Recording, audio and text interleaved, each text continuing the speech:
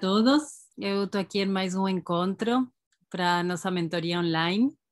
Desta vez a nossa convidada é a doutora Marisa, que ela é pediatra aqui em Florianópolis, pertinho de onde eu moro. E, como todos sabem, eu sou uma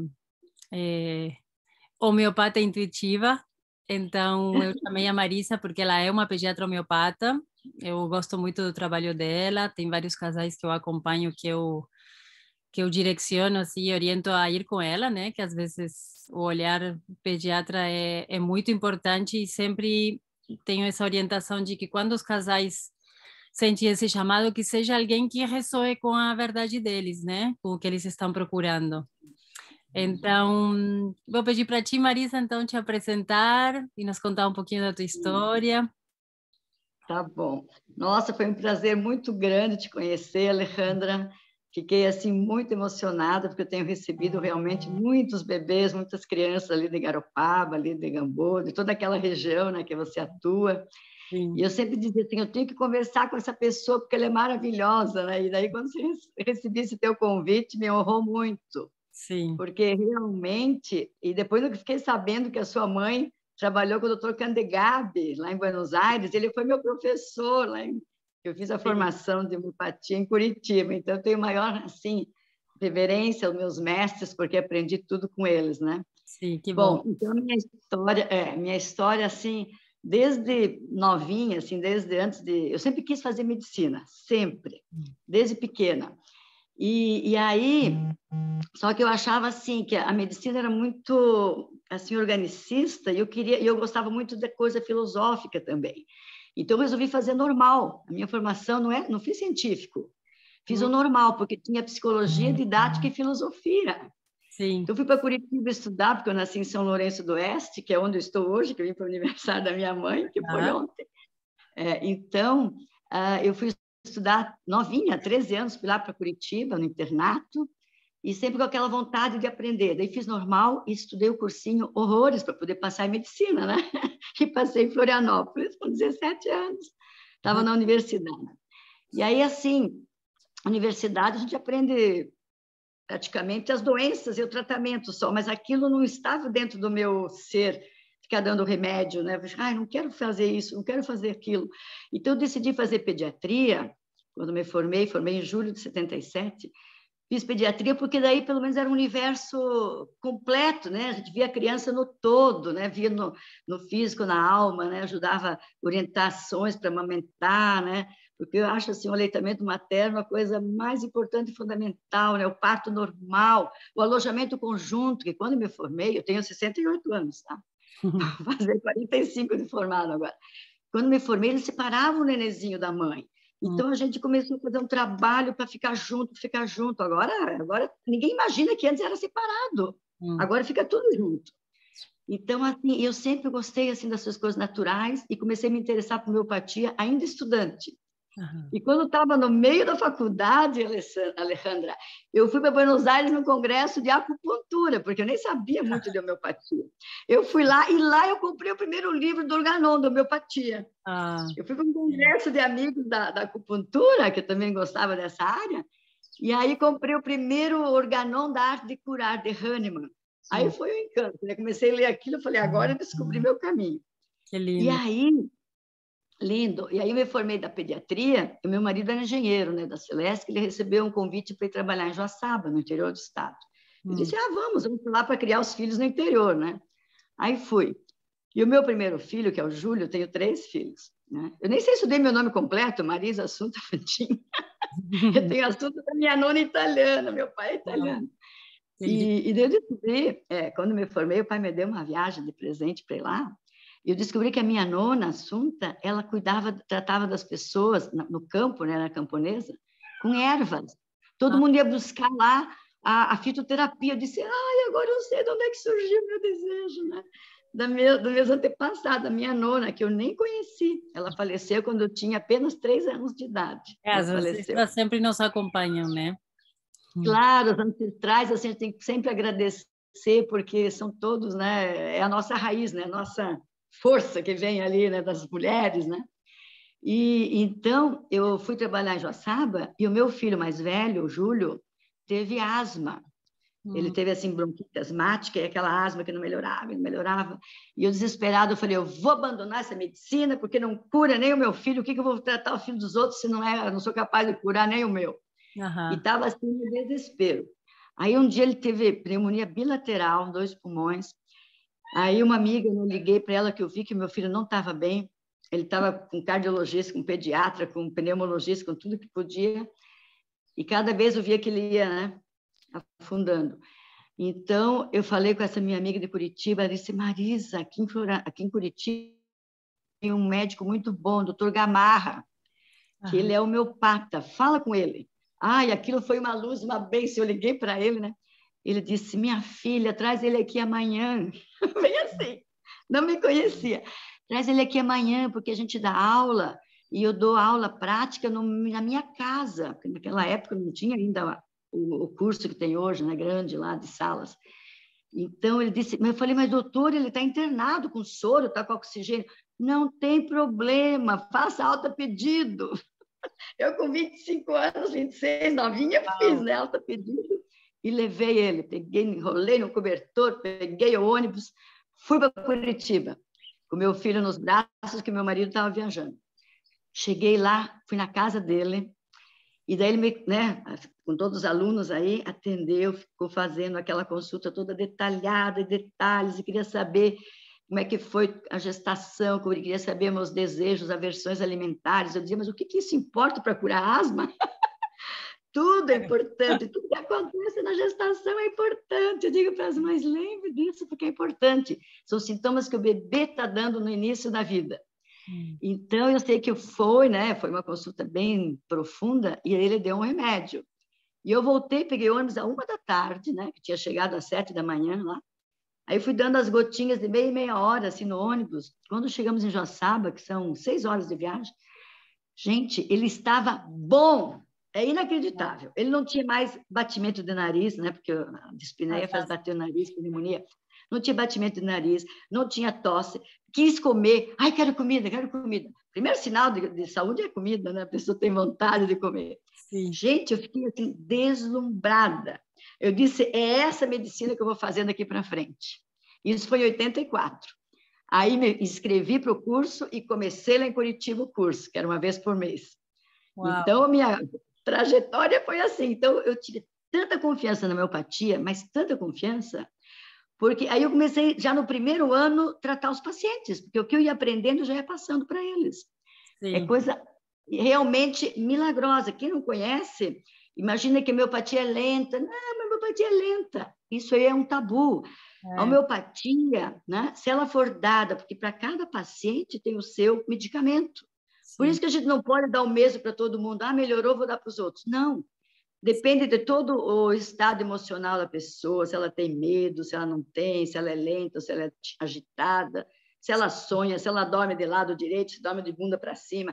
Sim. Todos esses sintomas, a transpiração, tudo é importante. Os desejos, as aversões alimentares, né? Para a gente fazer toda essa compilação daquele ser. Sim. E interessante que a homeopatia, a gente começa atendendo as crianças, porque como era pediatra, vinham as crianças para atender. Claro. Aí as mães, os pais, a tia, a madrinha, a avó, todo mundo queria. Ah, a senhora não pode me tratar? Claro que posso, porque a gente não trata a idade e o peso, não é isso. A gente trata a pessoa inteira, na sua inteireza. Então, atualmente, né, lá em Florianópolis, eu atendo em Florianópolis, eu tendo, assim, acho que 80% de adultos e 20% de criança, porque os adultos vão chamando, vão avisando mais. Então, eu atendo toda a família. Isso é muito bom. Como no caso a Fabiana, né, que você mandou atender o Lopes, eu atendi ela de pequenininha, atendi a mãe dela, o pai dela, a Bibi, que é a Fabiana, atendi as outras irmãs, e agora o pequenininho lá, o Lopes. Sim, não, então, muito engraçado tudo, porque...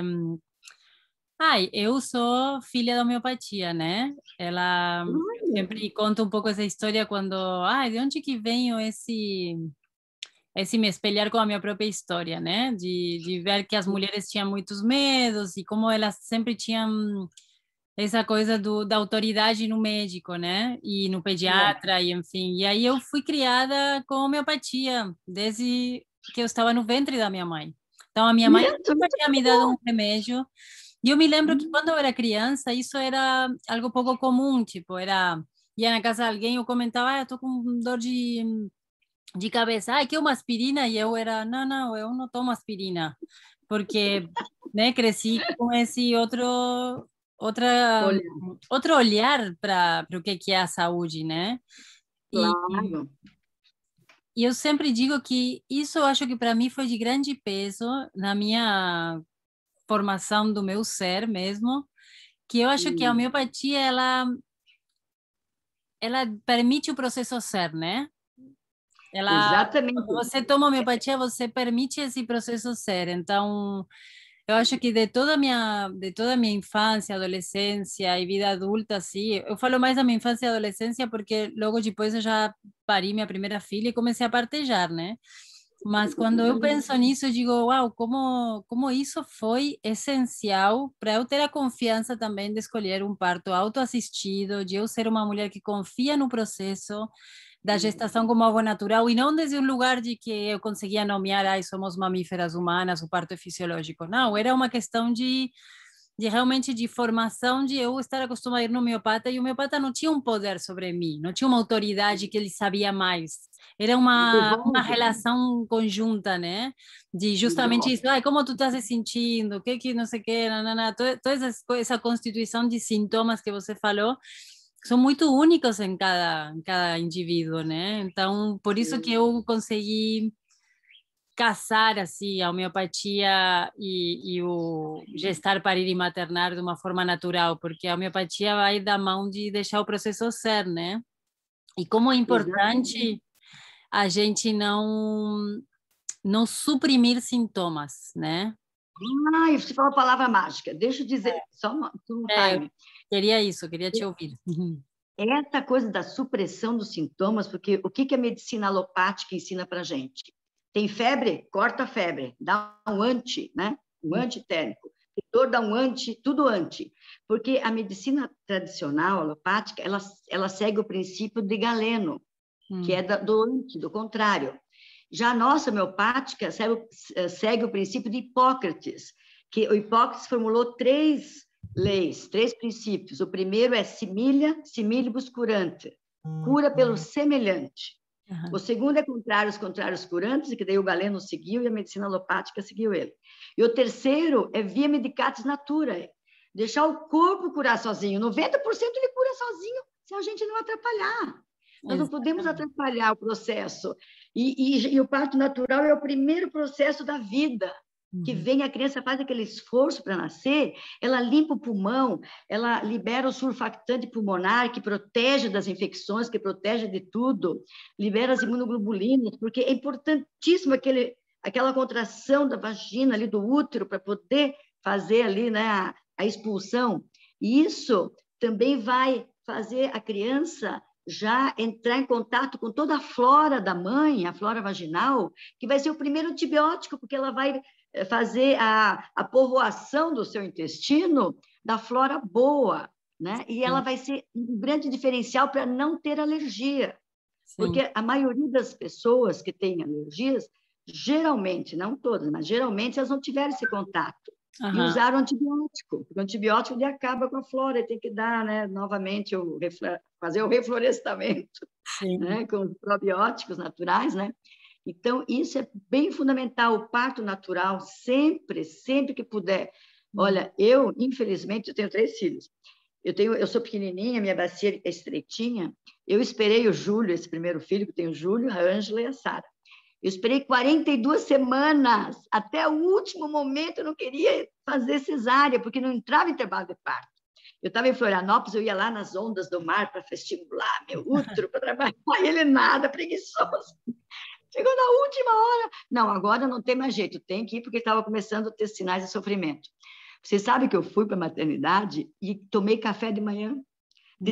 O meu inconsciente, eu não sabia que eu queria fazer, que eu ia fazer uma anestesia, porque ia fazer cesárea, né? Ele não nascia, né? Aí o Sim. médico está em jejum, eu falei, não. Ai, meu Deus, eu disse, vou ter mais 4 horas para esperar ver se ele nasce.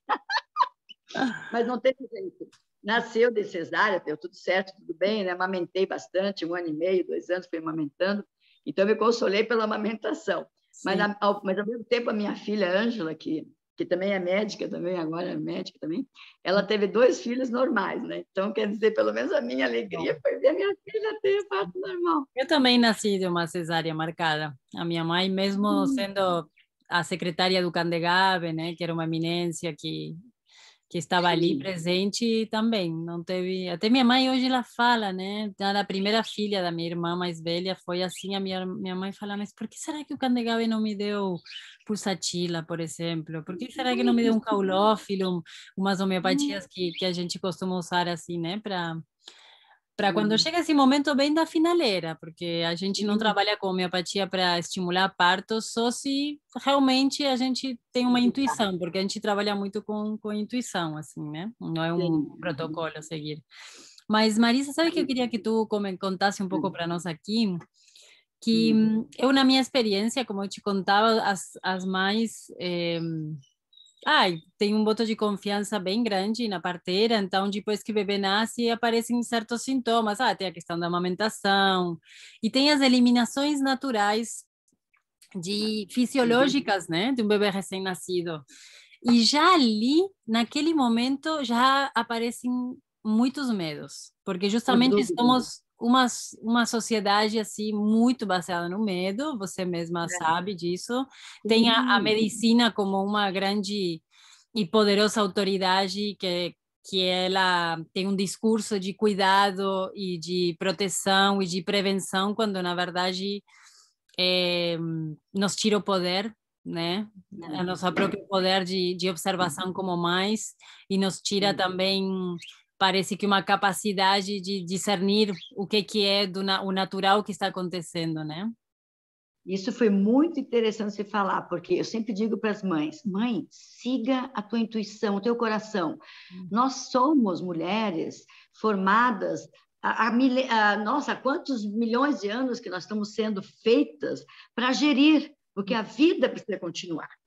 Então, tudo que a gente precisa saber já está no script, já está no nosso inconsciente.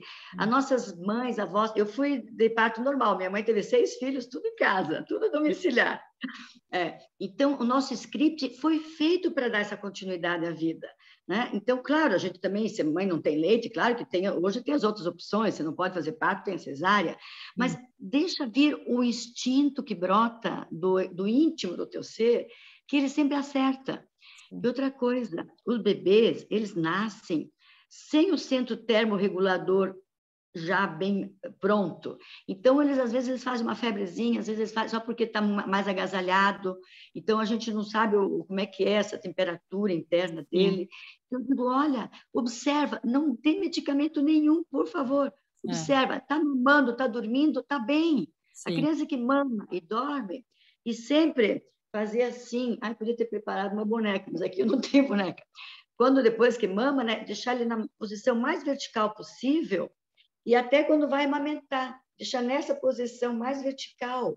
Porque eu digo para as mães assim, alguém de nós toma leite deitado? O adulto toma leite deitado? Não. Por que o neném tem que tomar bem deitado? Não.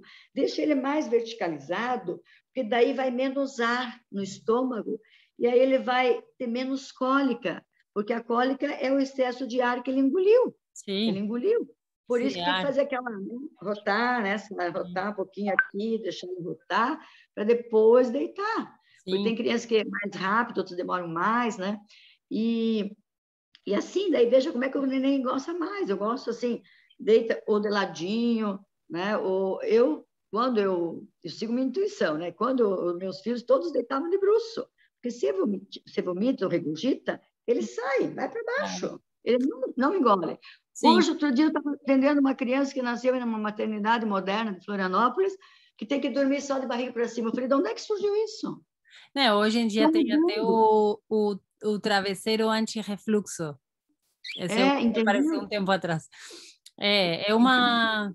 modernidade que eu não entendo. Sim, sempre tem que chamar esse instinto para as mães, né? Chamar elas para dizer, olha, seja criativa para comentar, seja criativa para ver o que seu bebê precisa, observa, né? É um momento, mas observar. é tão forte os medos e uma responsabilidade baseada no medo que tem muito essa questão de ser negligente, né? Porque, ai, você está ali confiando que seu bebê está nessa situação, bum, deu um monte de coisa na pele. Ah, e isso na pele sempre querem como poupar a criança de sofrimento, querem poupar o seu bebê de, de qualquer questão, não conseguem observar que isso é uma eliminação fisiológica natural e que vai passar, que é simplesmente estar presente ali, e que sempre o pele a pele vai ser o É. melhor, né? Ah, você falou pele a pele, eu lembrei. Que bom que a gente está numa sintonia, né? Porque eu disse, eu quero lembrar de falar tanta coisa que eu sei. Em pouco tempo é difícil. O contato com a pele é fundamental, é fundamental. Aproveitem quando vão trocar, antes de dar banho, toque, coloque o bebê assim um pouco menos roupa possível. Agora inverno não dá tanto, mas se for calor, deixe em contato, porque a pele é feita do mesmo órgão do ectoderma que faz o sistema nervoso central. Tanto a pele como o intestino, todas as mucosas, mucosa do pulmão, mucosa do intestino, tanto que dizem que o intestino é o segundo cérebro, né? Sim. Forma todas as serotoninas, tudo vem aqui. Então, a pele é fundamental, fundamental, massagear, abraçar, beijar, deixar aquele contato íntimo com a pele. Sim. Isso ajuda muito o desenvolvimento da criança e acalma, né? Porque daí ela vai sentir o batimento cardíaco, colocar uma música suave, só de um instrumento musical. Eu sempre digo, durante a gestação também, a mãe ouviu uma música suave, né? Nada de coisa muito agressiva, porque a audição é o primeiro sentido que se desenvolve na criança. Sim. Então, ela reconhece primeiro a voz do que o olhar, né? Mas logo ela vai. Hoje as crianças estão assim super desenvolvidas, né? Quando eu tenho um netinho que tem 2 meses, ele já está querendo levantar, querendo ficar sentadinho, por conta. Sim. Vai fazer 3 meses agora, dia 9. Então, assim, está muito desenvolvido hoje, né? As crianças já estão tendo um DNA assim, especial para isso. Agora a gente precisa não ter tanto estímulos, porque Sim, nós temos... espera um pouquinho, Marisa, porque agora a gente está gravando e eu vou ter que editar essa parte. Porque chegou um amigo e as crianças começaram a falar alto. Oi, Gabi. Ah. Esse aqui, será? Não. Como que ele é? Parecido com esse. Pergunta para... Eu vi um corte, mas é esse. Eu encontrei esse e pendurei. Tem certeza que não é esse? Não. Atrás, vê atrás da porta, então. Desculpa, Marisa. Eu já vou... Você grava, não tem problema. A gente vai editar essa parte. Então tá. Desculpa aí. Tá tudo bem, cara. Então, eu estava falando também evitar o excesso de estímulos, porque um grande percentual de crianças hoje estão tendo hiperatividade e déficit de atenção, porque estão sendo muito estimulados. Então, eu digo sempre para as mães, enquanto amamentam, fica com o seu filho, nada de ficar com o celular aí vendo mensagem enquanto amamenta. Já vi mães que estão ali amamentando e olhando o celular. Por favor. Além de ter irradiação, né, dessas ondas eletromagnéticas que afetam, né, a cabecinha da criança, não tem consistência para filtrar a irradiação de um celular. E tem implicações, sim. Já está sendo comprovado que nos países desenvolvidos não deixam criança menos de 12 anos ter celular, carregar celular. Que é muito sério isso. Que bom, sério. que bom. Que bom que estão fazendo isso, né? E voltando um pouco a isso que eu estava dizendo, né, de que esse início da vida que tem essas eliminações fisiológicas naturais e que assustam muito as mães, né, que são na pele, na remela, depois todo o sistema digestivo que ele está todo se adaptando e todo se trabalhando, eu sempre digo que é como o bebê nasce 0 quilômetro, né? Então, tudo que ele apenas nasce, assim, sai fora do nosso ventre, todo o entorno é o que esse bebê vai absorver e vai desenvolver. E ele tem a capacidade e funciona perfeitamente para se trabalhar dentro disso, né? Biologicamente falando, né? Qualquer bactéria, vírus, poeira, qualquer coisa que tenha assim no ar, no ambiente, tudo que entra através da mama da mãe, tudo o bebê vai se adaptar e vai se se organizar, digamos, para poder sobreviver nesse ambiente, porque a gente é a favor da vida. Isso é bem importante, Alejandra, porque é o seguinte, hoje, claro que depois dessa pandemia aí mudaram muitos hábitos, então a pessoa está aí achando que tudo é sujeira, que tudo é perigo, que tudo... E nós somos assim, nós temos milhões de bactérias entre nós. E eu sempre digo para as mães, não pode esterilizar tudo, porque aí a criança não entra em contato e não forma defesa.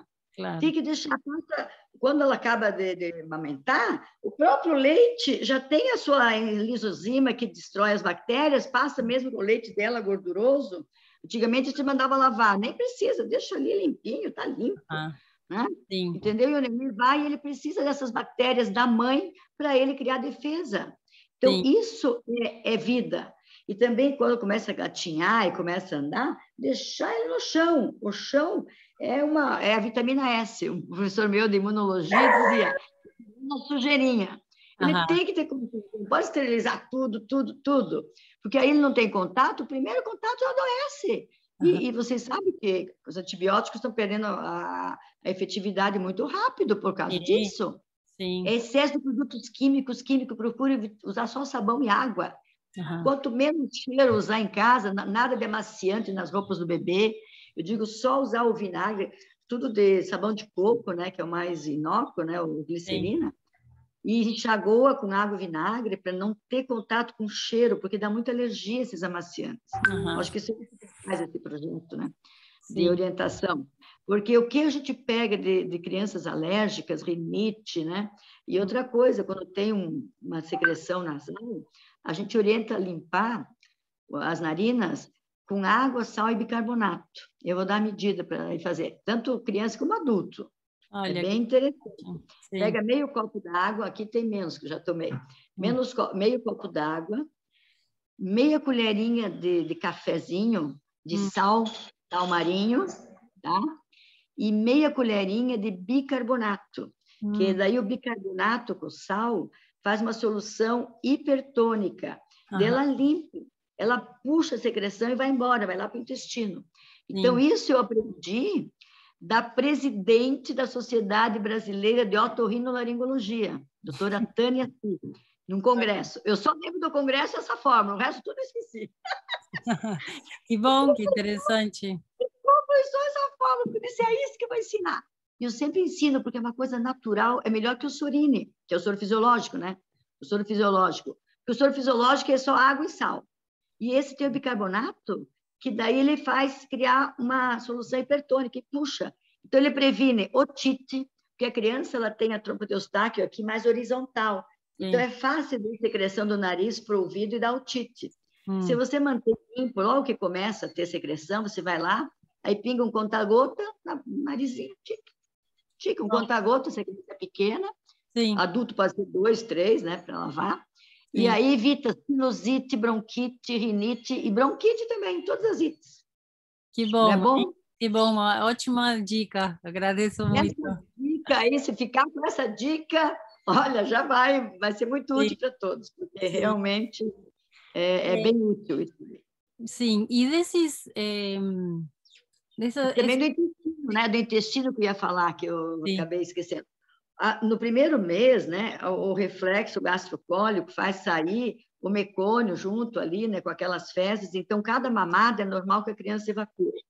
Claro. Para evitar assadura, dependendo do que a mãe come, porque o leite da criança vem também de acordo com a alimentação materna, né? Claro. Essas dicas já dá bem consistente. Então, o que a mãe come pode interferir na alimentação, né? Então, o que acontece? Você passa um óleo de girassol, pode ser esse de cozinha, óleo de girassol no ânus, na bundinha, para evitar o contato das fezes com o bebê ali, né? Na pele do bebê. Aí não tem assadura, evita a assadura. Sim. Coisa boa, né? É, muito boa. Sabe que uma das coisas que muitas mães assim trazem é da constipação do bebê, né? Ah, tá. É uma situação que assusta muito, acham que tem e já, né? Vamos falar bem da parte prática da tua experiência como pediatra de todos esses anos, do que tu do que acontece, porque tem muitos medos. As mães ficam bem apavoradas quando passa tanto tempo sem a criança poder fazer cocô, né? Então, se tu quiser nos contar na tua experiência, eu tenho a minha, de mãe e parteira, mas... Não, isso é importante. Quando acontece isso, é porque o neném absorve todo o nutriente, ele absorve tudo e não tem resíduo. Não tem resíduo. Aham. Então, o meu filho ficava 5, 6, 7 dias sem evacuar. Sim. Depois O teu som ficou mais baixo, viu? Teu microfone. Porque eu recebi uma ligação. Eu vou ter que, eu acho, Agora melhorou. desligar e começar de novo, porque eu tinha colocado... Será que dá para você cortar essa parte? Que Sim, não tem problema. A gente pegar de edita. novo. Deixa eu desligar, porque está baixo mesmo o som aqui. Tem uma ligação. Deixa eu desligar e voltar de novo. Ai, que pena. Só um pouquinho.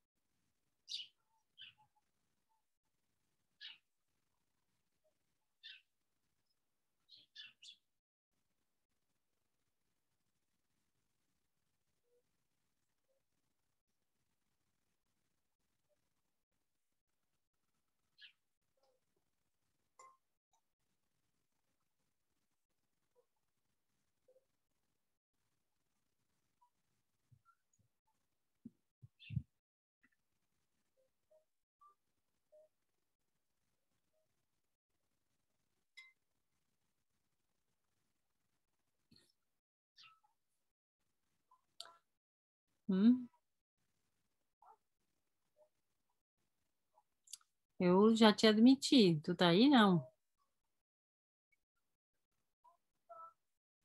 Ah, agora sim.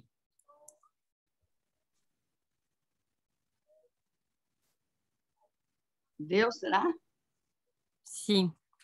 Teu vídeo tem que ativar. Ah, tá, o meu vídeo, tá certo. Deu. Opa! É porque entrou uma ligação, eu recusei, Sim. e aí baixou o som. Acontece. Não passa nada, depois a gente vai editar. Eu não sei, depois que vem a ligação, como é que eu faço para ela não voltar o som sem desligar. Eu tenho que desligar e entrar de novo. Eu não sei. E tu não colocou em modo avião? Eu coloquei, pois é, tá aqui, ó. Deixa eu vou pôr de novo. Modo avião, acho que a hora que você parou, eles. Vê ali se tu consegue. Ah, não pode botar em modo avião. Claro, não pode.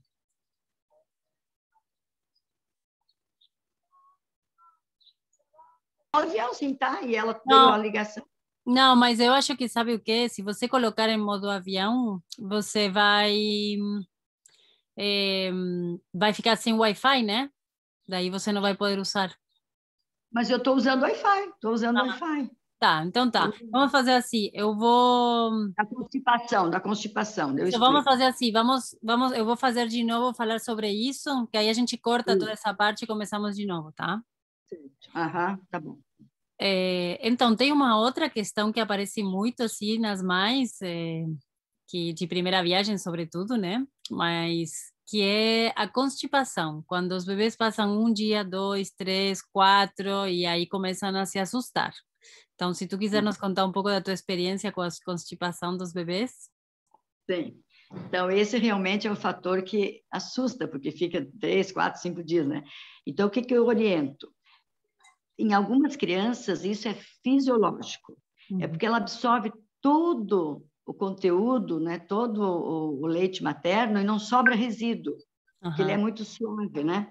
E o leite materno é tão perfeito para a criança que ele até tem uma quantidade menor de ferro, que é para proteger, para não ter infecção, porque as bactérias usam o ferro para crescer. Então, olha que perfeição da natureza. Então, ela faz o leite materno com uma qualidade de ferro melhor, a qualidade melhor, ele leva mais hemoglobina para as células, então a qualidade melhor e a quantidade menor. Então, essa anemia na criança pequena é funcional, é fisiológica. Não tem que dar ferro no início da vida, não. Deixa para depois dos 6 meses comer os salgados, que começa a introduzir, né? Aí vai repor. Mas o leite materno ele é perfeito, ideal. Então, quando acontece isso, a criança fica sem evacuar porque não tem resíduo. O que eu oriento? Eu oriento a colocar umas gotinhas de óleo de oliva, né, quando faz muito tempo, assim, ou se a criança faz muito esforço e que tem alguma fissurinha no ânus, ou óleo de oliva, ou óleo de girassol, ou óleo de coco. O óleo de coco também é excelente, tá? Sim. Então, coloca ali no cotonete em volta do ânus para deixar ele mais, né, permeável e mais frouxinho. Sim. E também dá uma gotinha para tomar. Coloca ali numa água, né, um pouquinho, uma gotinha ou duas de óleo, que ele vai só lubrificar, óleo de coco. Isso aí é ótimo, porque a gente vai continuar dando leite materno, sempre vai dar leite materno. E acompanhando, você está ganhando peso, né? Isso é importante, ganhando peso, crescendo. É claro que a gente sempre vai ter uma observação da totalidade da criança, né? Eu sempre digo, uma criança que não está bem, ela fica sem vitalidade, assim, no aspecto, né? A cor da pele, o semblante, o olhar, né? A pele, tudo a gente tem que ficar observando, né? E a constipação, eu já vi todo tipo de constipação também, viu? Eu já vi constipação de 2, 3 dias, que dava para ver que era uma questão bem fisiológica, que porque não sobrava mesmo. Já teve questões de 15 dias, onde realmente teve um ressecado no cocô e é outra situação. Aí tem que ver, viu, Alejandra, se não tem hipotiroidismo. A gente, no teste do pezinho, ele faz a dosagem, né, dos hormônios da tiroide, porque hipotiroidismo, o abdômen fica bem globoso, tem outras características, e uma delas é uma constipação bem prolongada. Mas isso é raro, hipotiroidismo congênito. Tá? E o que eu oriento também é pegar o abdômen da criança, fazer no sentido horário, fazer um círculo, como se fosse uma espiral. Começa em volta do umbigo e vai fazendo com um pouquinho de óleo de amêndoa, óleo de coco ali que eu falei, vai fazendo uma massagem e puxa para o lado esquerdo, porque o colo descendente e o reto vai lá para o lado esquerdo. Então, faz assim e puxa para o lado esquerdo com a mão. E depois com as perninhas da criança, flexiona e solta, né? Flexiona, aquela força ali, né, que é mecânica, é uma ajuda para a criança, que é bom para os gases, é bom para eliminar as fezes, e ao mesmo tempo você faz com aquele óleo, porque o óleo é absorvido pela pele também. Então, claro. Vai Sim, ajudar bastante. sempre voltamos ao mesmo, né? Observar e ser criativa, porque, né, se a gente vê que o bebê está constipado, várias coisas que você pode fazer e ajudar, sempre com mãos amorosas, que eu digo, sempre com muita delicadeza, sabe? Mas sem medo de tocar no seu próprio bebê, né? Exatamente. O medo é algo subjetivo. Eu falo assim, porque eu atendo muitos adultos que têm síndrome do pânico, né? Síndrome do pânico, depressão, essas coisas assim. Cada vez tem mais síndrome de pânico, né? Tá bem forte. Nossa, muito. Depois dessa pandemia aí, gente, é muito triste. Então, insônia, então isso aí tudo a gente trata com homeopatia. Aí eu faço junto com a homeopatia umas terapias, né? Eu digo assim, esse medo vem da onde? Quem que colocou esse medo ali? Como é que veio? Aí a gente vai levando, é tudo da tua imaginação. Veio de fora, veio de dentro. Então, como você criou, só você vai poder se libertar. Aí eu oriento, faço umas técnicas, que ainda eu estou fazendo curso com nossos mestres da Índia. Tem um que eu estou fazendo aqui, Dr. Jayeski, que é maravilhoso, todo sábado, amanhã são 3 horas, desde janeiro, todo sábado tem esse curso. Então, ele orienta, além da parte da homeopatia, ele orienta outras técnicas, né, dos sábios lá do Oriente, né? E a gente faz junto com meditação, então isso é muito bom. Então, ele disse que a maioria de nós, nossas emoções, a gente dá um significado para elas de acordo com a nossa imaginação. Então, se você imagina coisa ruim, você vai imaginar coisa ruim. Então, começa a imaginar coisas boas, que daí a coisa acontece, porque aquilo que a tua imaginação faz, o cérebro concretiza, né? Porque ele não distingue. Se você fala um limão, você tem um limão aqui, um copo, né? Aqui é um copo. Se você imagina o copo, para o cérebro é a mesma coisa. Ele não sabe qual que é o real ou não. Você só na imaginação, ele pensa que é real. Então, ele já cria todo um estado no teu corpo. Defender, porque o medo é importante na defesa. Se tu vai atravessar a rua e não olha, Aí acontece acidente. Então, esse medo é de preservação da vida. Agora, ter medo de algo que ilusório, da onde que vem esse medo? Então, você vai diferenciar. Que precisa ter o medo que salva e tem o medo que te prejudica, que adoece. Sim. Então, tudo isso é questão de consciência, tomar consciência de si. Como é que é isso? Como é que veio? Eu não nasci assim. Ele não me pertence, esse medo. Não, E aí claro. você vai... É que esse medo de... Eu sempre falo de estar em presença, né? Se você está em presença, você vai estar vivendo desde um lugar do aqui, do agora mesmo. Agora, quando você começa na sua cabeça, por através de você observar seu filho e ver o que está acontecendo, que está com esse sintoma, e você, em vez de, tipo, parar e observar realmente o que esse bebê, que ele não é um coitadinho, ele não é Não, fraquinho, não é fraquinho, não é frágil desse jeito que todo mundo observa. Ao contrário, ele tem uma grande potência de vida e todo o corpo dele está conspirando para sobreviver o tempo todo. Então, se você se conecta com esse lugar de presença, os medos que vão vir, você vai ver que não estão em presença, porque você está no passado, porque você tem um trauma, exatamente alguém que te isso. contou, ou está no futuro, porque você acha que pode acontecer. Ou agora uma outra coisa é uma questão de teu bebê está com uma situação e você vai agir, o teu próprio corpo de mãe, ele vai estar conspirando para a sobrevivência. Isso é instintivo, mas você está em presença, você entende? Não é coisa que vem da imaginação, de trauma, senão é um ato de sobrevivência fisiológico e natural que tanto a mãe como a sua cria têm, sempre estão funcionados. Exatamente, que tudo tende à vida, nenhuma bactéria quer morrer, eu digo, nenhuma bactéria, tudo quer ir para a vida, né? Então, nós temos que respeitar essa força de vida, né? É uma força de vida que nós temos. E se tiver um tempinho, eu vou ensinar uma técnica que eu aprendi desses mestres lá da Índia, que é muito simples e ajuda muito, que é um casal, né? Doutor Jayeski e doutora Prafu.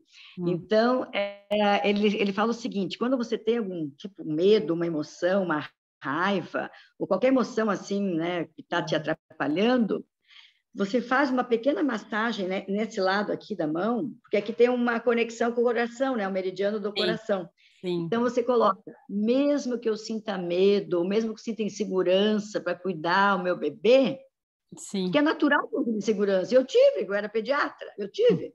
Então, mesmo que eu sinta insegurança, eu aceito e curo isso dentro de mim.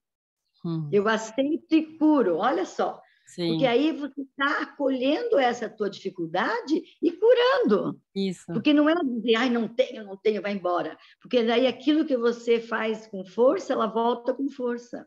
Sim. Então, quando no momento que você acolhe, né, mesmo que eu tenha insônia, eu aceito e curo isso dentro de mim, sabe? O mesmo que eu esteja irritada, com tantos afazeres, eu aceito e curo isso dentro de mim.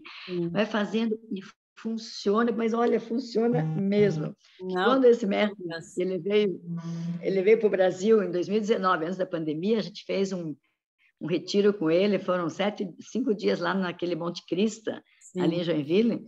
Então, ele explicou, né, contou, fez toda essa metodologia com a gente e disse, façam os testes vocês. Porque ele estava vindo no avião para cá, né? E lá da Índia para o Brasil dá 24 horas, até mais. E aí ele disse que tinha do lado dele um vizinho que roncava tão alto que ele não conseguia relaxar e dormir, né? Então ele começou, mesmo que eu esteja incomodado com o ronco do meu vizinho, eu aceito e curo de mim. Ele disse que ele fez 3 vezes, ele dormiu a noite inteira. Ele não sabe se o vizinho parou de roncar ou ele dormiu com o ronco mesmo. Sim. Então, é bem interessante que naquela noite tinha mosquito lá naquela, porque é um sítio, né, no meio do mato. Sim. E mesmo com repelente, eles vinham, entravam na gente. Estava difícil de dormir. E eu tentei fazer. Mesmo que eu esteja irritada com os mosquitos à minha volta, eu aceito e curo. Eu dormi. Não vi se tinha mais mosquito, não tinha. Então, é uma coisa bem É o poder da simples. gente, né? É o poder de cada um. Exatamente. Você se conecta exatamente com a tua força, com o teu poder interno, com o teu poder de cura que todos temos. Não deposite só no médico tudo isso. O médico é o soberano. Não, você tem a tua parcela Isso. de E responsabilidade, é de por força. isso, Marisa, que eu gosto da homeopatia, sobretudo assim, eu tenho usado bastante essa orientação e quando um pouco escapa das minhas mãos, até pelas demandas que eu tenho, eu sempre oriento a ir a uma homeopata, uma Sim. pediatra homeopata, é porque a homeopatia ela permite esses processos serem, né? Sem essa supressão que a gente falava, né? Então, essa criança que se constipa, seja por o que for, seja por um hipotiroidismo congênito, seja por questões bem fortes emocionais com a mãe, né? Dessa fusão, seja por qualquer coisa. Eu sou uma mãe que eu sempre observava meus bebês e eu dizia, eu não sentia o chamado de investigar o que era. Qualquer coisa que eles tinham, eu não tinha uma questão, ai, mas será que é uma coisa mais patológica mesmo? Será que não era importante eu investigar? Não, eu sempre confiava que a homeopatia ia fazer o seu Uhum. trabalho. Seja isso com um título e já um estudo, uma teoria que está em algum livro de pediatria, ou não, ou seja, algo que é um mistério. Para mim não era o foco não era o saber o que é e eu preciso tratar isso, Qualquer era tratar o meu bebê, né? Uhum. Né? Dependendo do foco que você coloca, porque existe na lei da física quântica que isso aí já está confirmado, que o poder do observador, o observador muda a direção dos elétrons. Isso já Uhum, tem essa experiência, sim. entendeu? Então, se você, por exemplo, eu como médica, entra um paciente e eu tenho tanta confiança que vai melhorar, mas eu tenho tanta confiança, mesmo que seja um câncer, eu tenho pacientes com câncer. Uhum, Eu não vejo aquele câncer como uma doença definitiva, eu vejo uma doença transitória que está fazendo mudar a vida desse paciente. Então, eu já vejo ele curado, eu vejo ele curado. E tenho muitas curas que eu já fiz, inclusive. Claro que junto com a medicina paralela, não vou ficar sozinha, né, atendendo isso, que é uma coisa bem, né, delicada. Então, eu sempre vejo ele curado. E então, isso ajuda você a dar essa força energética de você despertar o poder curativo de cada um. aham, Agora, se o paciente chega lá e o médico pensa, coitado, isso não vai durar até o final do ano. Pronto, ele já passou, só pensando, ele já passou essa desesperança para a sim. pessoa e acaba acontecendo, entendeu? Então, isso é muito sério. O teu pensamento, ele determina a direção dos elétrons. Para a cura, porque nós somos um corpo quântico, nós somos vibracional, tudo é vibração. Para a cura ou não. Então, isso é fundamental você passar para as crianças também, por exemplo, as mães têm medo, vai cair. Eu falei, se cai, levanta. Tem que aprender a levantar. Não, claro, você vai deixar cair de uma árvore de 5 metros, mas uma queda pequenininha, você cai e levanta, deixa ele aprender. Você consegue levantar. Então, jeito, é um jeito particular meu, né? Porque eu tenho tanta segurança que eu fui trabalhar lá no Rio de Janeiro como médica voluntária, naquela dengue que teve uns 10, 12 anos atrás, que teve uma pandemia bem feia de dengue no Rio, e Sim. eu fui, eles chamaram médicos do Brasil inteiro. Então, eu me coloquei à disposição, né, em Florianópolis, e fui. Fui eu e a doutora Margarete, de Gravatal, que ela era também homeopata e trabalhava em Gravatal. E Sim. aí a gente foi lá, só nós duas, eu achei que seria cheio, umas 10, 12 pessoas, só nós duas, homeopatas que fomos. Eu cheguei lá, foi uma experiência fantástica essa. Eu conto para meus alunos que eu dou aula de homeopatia aqui em Florianópolis, né? A gente tem escola de homeopatia, se tiver algum médico interessado, né? É para médico, dentista e veterinário. Então, aí eu cheguei lá, falei assim para os bombeiros que estavam nos orientando, os médicos do bombeiro, né? Olha, eu disse, eu vou atuar se eu puder usar homeopatia. Eu levei vários medicamentos que as farmácias doaram. Eu disse, porque de outro jeito eu não sei, porque eu não vou dar sintomático, eu não vou dar acetaminofén, que é o Tilenol, porque esse causa hemorragia, esse causa dengue hemorrágica. Deve tomar. Quem tem dengue, não use paracetamol. É um risco de dar dengue hemorrágica e para UTI, sabe? Porque dá muita dor no corpo. Então, eles usam paracetamol, pensam que um Tilenol não vai fazer mal. Ele ataca justamente o fígado e o fator de coagulação.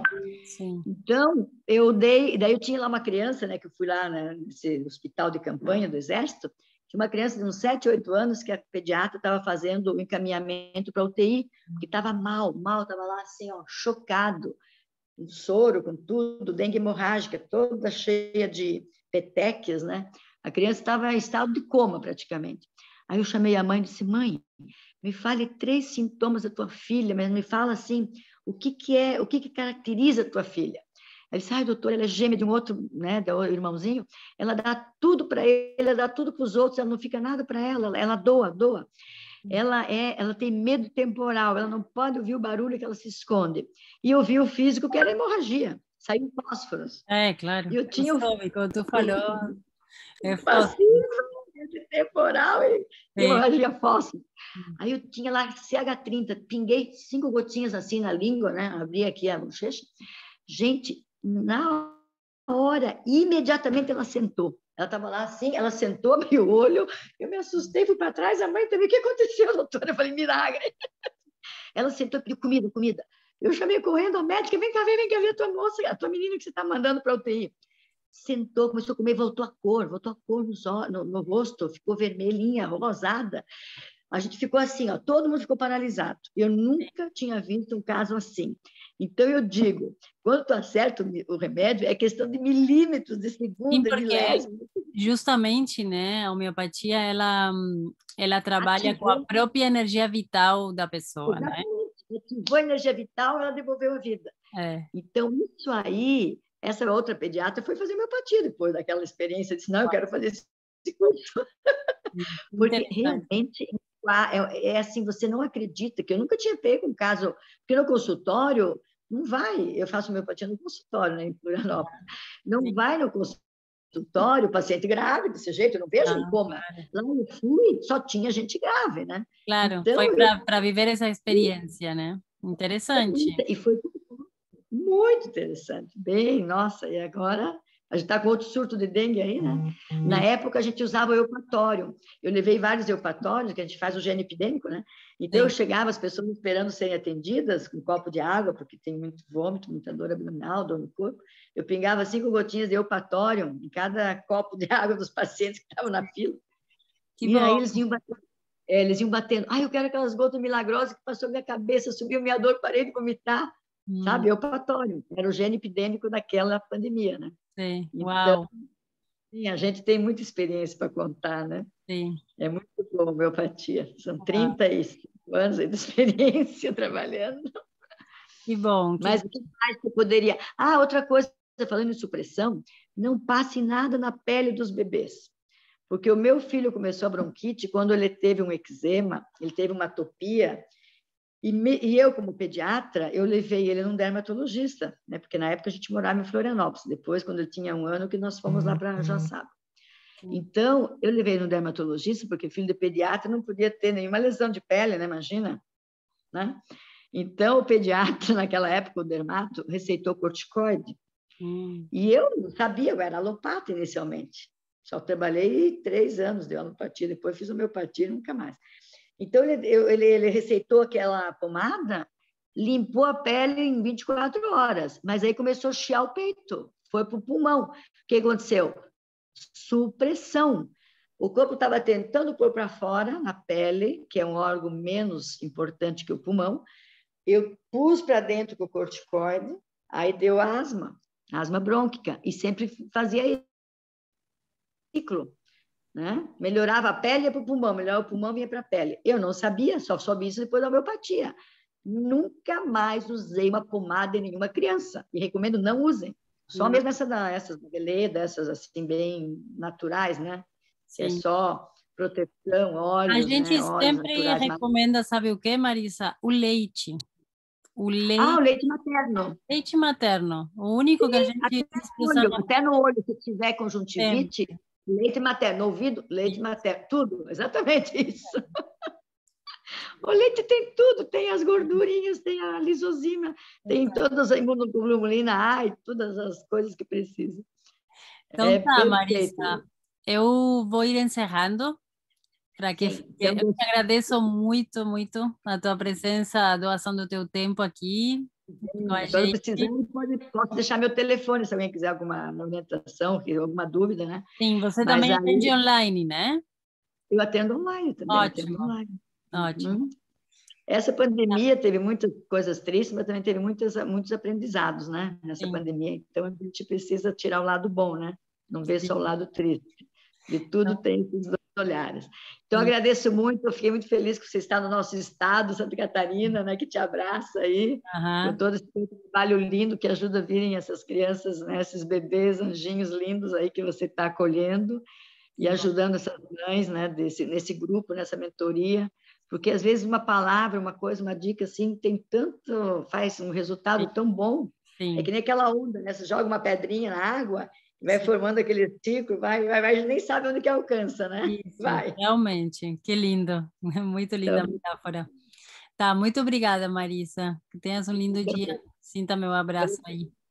outro, um beijo para todos, tá? E parabéns para todas as mãezinhas que estão ganhando neném, né? Nas tuas mãos, com a Sim. ajuda, tua ajuda.